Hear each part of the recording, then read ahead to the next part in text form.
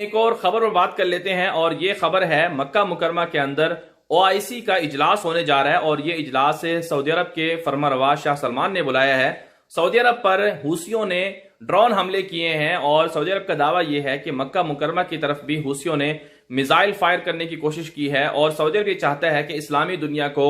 ایک میز پر بٹھا کر اسلامی دنیا کے سامنے اپنا مدعا رکھے، اور دنیا کو یہ بتانے کی کوشش کرے کہ حوثی کس طرح سے سعودی عرب کی سالمیت کے خلاف حملے کر رہے ہیں۔ اور پھر ساتھ ساتھ یہ جو OIC کا اجلاس ہونے جا رہا ہے، اس میں وزیر اعظم عمران خان کو بھی دعوت دی گئی ہے، اور باقی جو اسلامی دنیا کے سربراہ ہیں ان کو بھی دعوت دی گئی ہے۔ اس اجلاس میں یہ غور و فکر کیا جائے گا کہ ایران کی مشرق وسطیٰ کے اندر جو دراندازیاں ہیں اس کے خلاف کس طرح سے مل کر نمٹا جائے، اور ساتھ ساتھ امریکہ نے جو مشرق وسطیٰ کے اندر مزید جو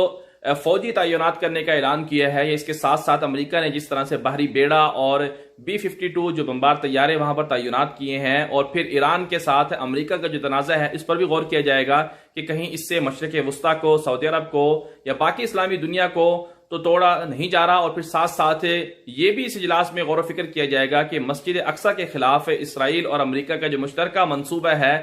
جسے صدی کی سب سے بڑی ڈیل کہا جاتا ہے، اس پر بھی غور و فکر کیا جائے گا۔ لیکن میں ایک بات یہ سمجھتا ہوں کہ اجلاس بہت اچھی بات ہے، اسلامی دنیا کو متحد ہونا چاہیے، لیکن یہ اجلاس کیا باقی اجلاسوں کی طرح محض ایک اجلاس ہی ہوگا، یا اس کا کوئی نتیجہ بھی نکلے گا؟ اگر ماضی کی تاریخ کو یا ماضی کے ریکارڈ کو سامنے رکھا جائے تو اس طرح کے جو اجلاس ہوتے ہیں ان کا کوئی بڑا نتیجہ سامنے نہیں آتا، ان